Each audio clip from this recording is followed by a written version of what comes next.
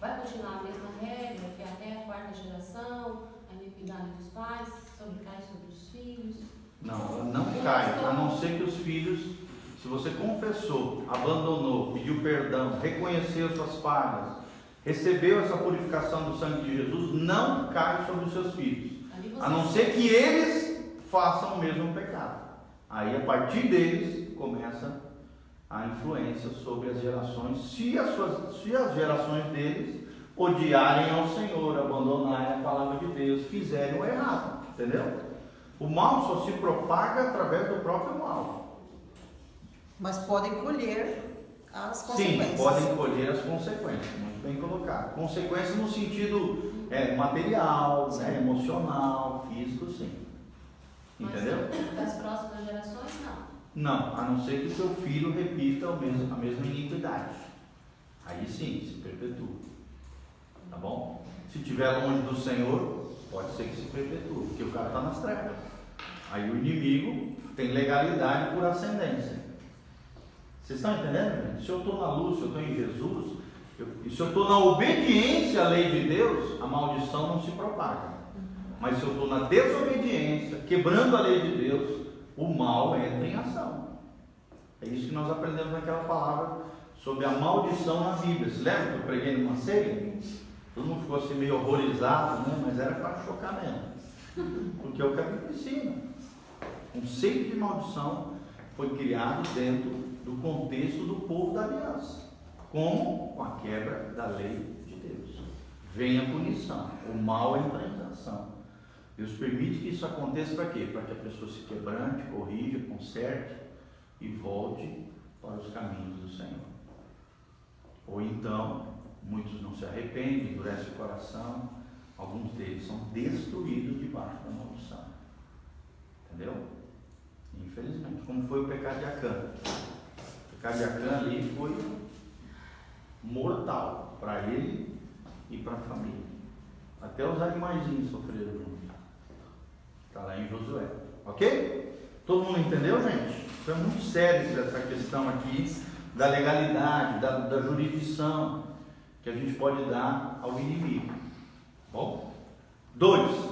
Libertação. O segundo aspecto da restauração, gente, é a libertação. Fala comigo. Regeneração. E libertação. A libertação é muito importante.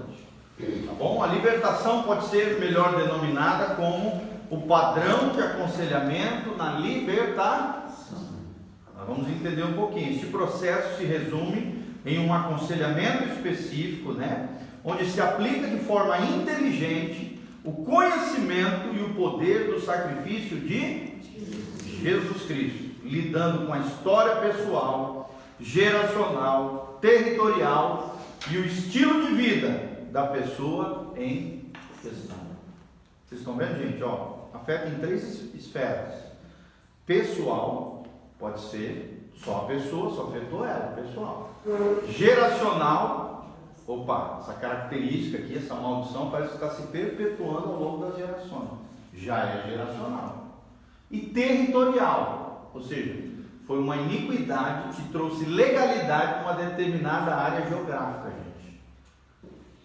Determinada área geográfica. Um carro, às vezes você comprou, aí foi produzido um monte de pecado, um monte de coisa. Meu irmão, nós temos que consagrar aquilo ali, santificar aquele elemento ali.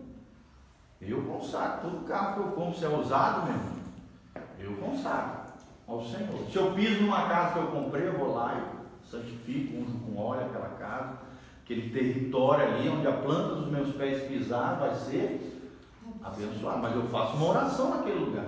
Sei lá o que era feito lá. Vocês estão entendendo, gente? Isso é muito sério. Às vezes existem características de influências malignas territoriais. Numa cidade, numa casa, num imóvel, num determinado objeto, numa determinada situação, num país. Fala. Uma casa que teve aborto. Uma casa que teve aborto? É importante fazer uma oração ali e quebrar.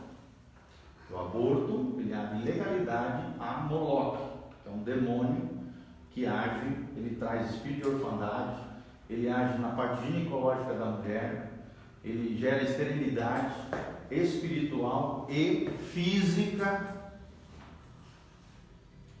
Ele promove também, ele traz junto com ele um espírito de morte que persegue as crianças, que quer destruir as crianças, que quer destruir a vida das pessoas.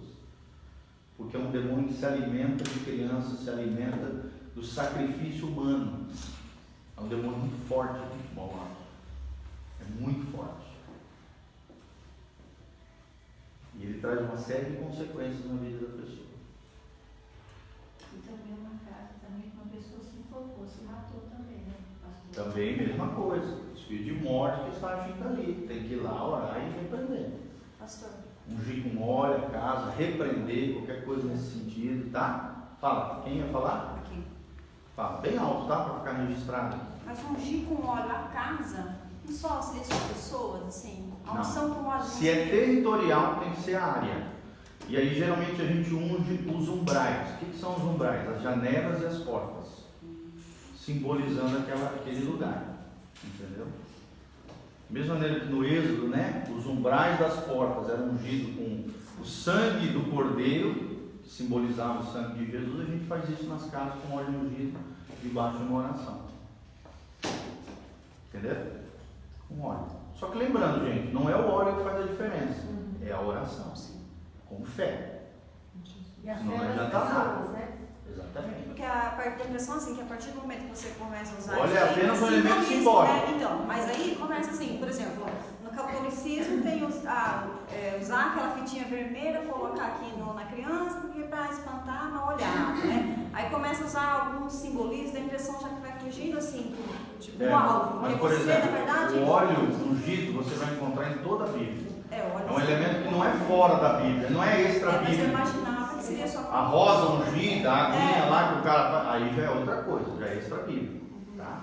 Nós estamos usando um elemento que está na Bíblia, que manda colocar sobre os enfermos, que unge as pessoas, unge lugares. Né? No Antigo Testamento você vê que era ungido o altar, era ungido o altar de bronze, era ungido a bacia, era ungido o sacerdote. Então objetos também eram ungidos na Bíblia. Eu não prestei atenção. Então... Tá? Agora lembrando, gente, o óleo ungido é um elemento bíblico, como também o pão e o cálice da ceia. Tudo que é fora da Bíblia aí pode se tornar um elemento esotérico e tal. E outra coisa, a gente tem que tomar cuidado quem está ministrando ali, para não exaltar o elemento material. Por isso que eu falei para vocês, não é o óleo que faz a diferença. O que faz a diferença é a fé e a oração de fé no Senhor Jesus. Senão estou dizendo que o óleo é que é o poderoso. Não. Aí eu já estou desviando o coração de vocês de é Deus. só vender R$1 cada um. Ou vendendo aquele objeto, entendeu? Aí é diferente, tá? Tem que tomar esse cuidado. Vamos lá, gente? Vamos continuar? Podemos dizer que a libertação, amados, corresponde a 10% do pacote da santificação. É como se a santificação fosse todo o processo, tá? Regeneração, libertação e reeducação. Fala comigo. Regeneração, libertação e reeducação. Tudo isso na Bíblia é chamado de santificação. Ok? É o que está dizendo aqui. É 10% do pacote da santificação. Libertação é fundamental, gente? Sim ou não? Sim. Mas não é tudo, não para por ali.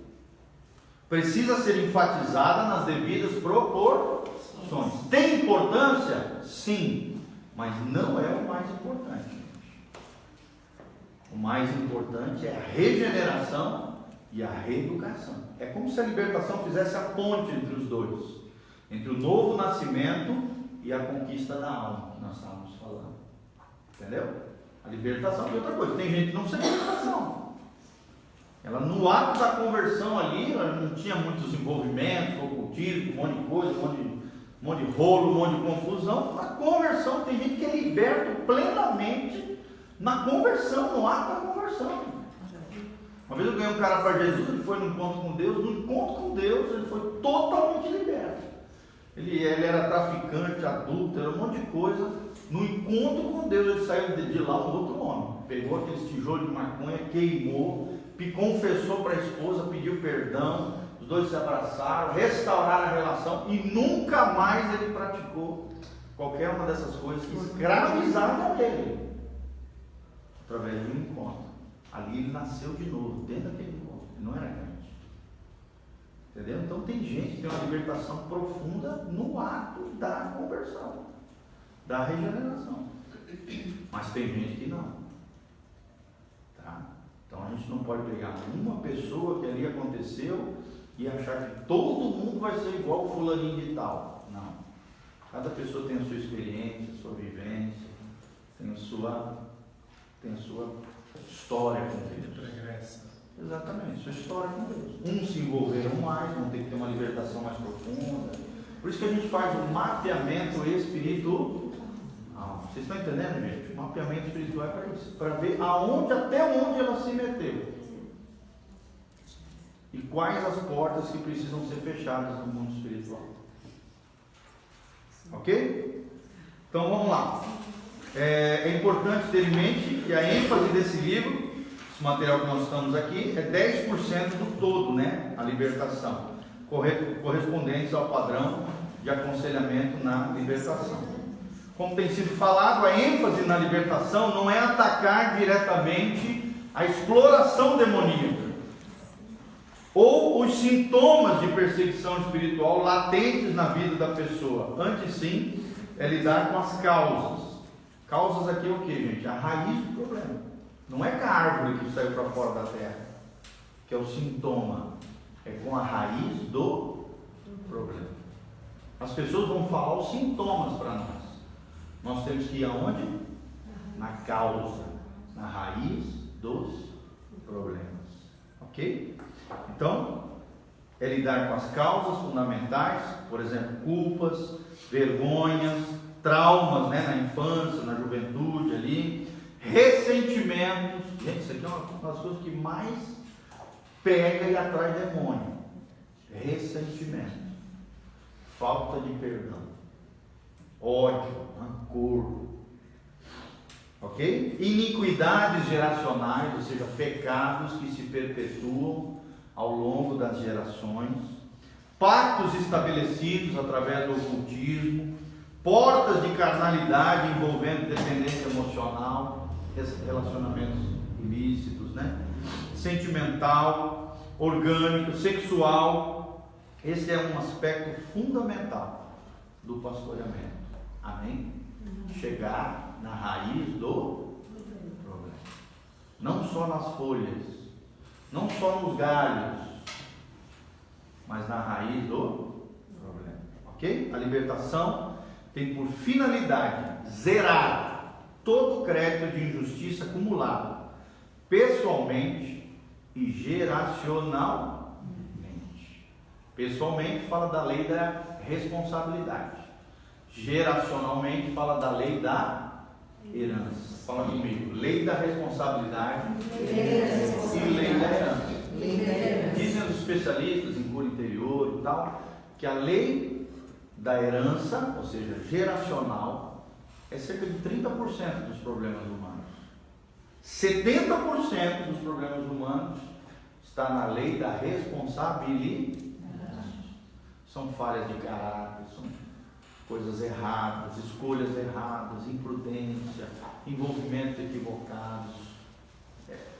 É falta de responsabilidade. Esse é o maior problema do ser humano, gente. Não é demônio, não é só maldição hereditária ou a lei da herança, pecados geracionais. Isso é 1/3 dos problemas. 2/3 se encontra na lei da responsabilidade. Tanto é que tem muita gente, quando a gente encara, né, a gente mostra onde está o problema, geralmente ela tem tendência a fugir. Culpar o pai, culpar a mãe, culpar o cônjuge, culpar os filhos, culpar todo mundo, menos ela.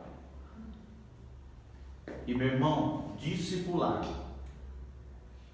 é responsabilizar pessoas. Amém? Fala comigo, discipular. É responsabilizar pessoas. Geralmente as pessoas não gostam disso.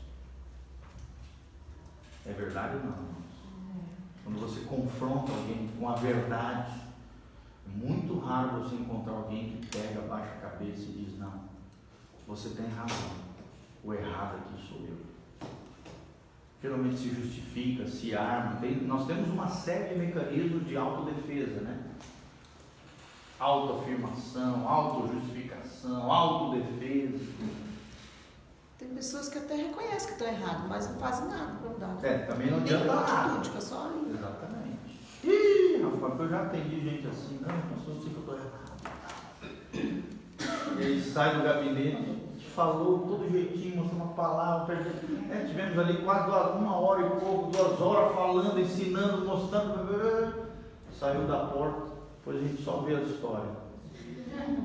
Aí eu só baixo a cabeça e falei, Deus, tu tem cada filho. Se é filho, né? Se é filho. Você fez tudo o contrário do que foi aconselhado. Deixou de lado o conselho de Deus e seguiu o engano do seu próprio coração. Está lá em Malaquias isso. Terrível isso, né? Quando a gente deixa de lado o conselho de Deus, a gente segue o engano do nosso próprio coração. Tem uma palavra na internet sobre isso, que eu vejo nas quartas-feiras. O engano que vem de dentro. É o nome da palavra. O engano que vem de dentro. Geralmente a gente pensa que o engano está lá fora, né? O engano é a influência dos outros, claro. Também isso pode acontecer, mas geralmente, irmãos, a maioria das vezes nós somos engodados, enganados, lesados pelo nosso próprio coração. Tem um texto da Bíblia que fala sobre isso. O engano que vem de dentro. Gente, o nosso maior inimigo não é o diabo.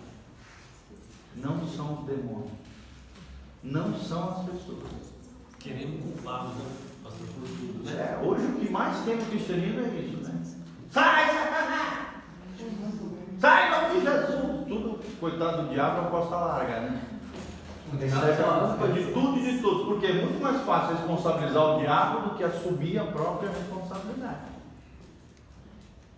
Demonizar todo mundo, menos entender que o que está descontrolando, desgovernando a vida dele é o próprio demônio que está dentro dele. A sua natureza corrompida. Pastor, ele só entra ele só vai na vida da pessoa quando dá brecha. Se não dá brecha, ele não vai. Ele está ali só esperando uma brecha. Exatamente. Vamos lá então?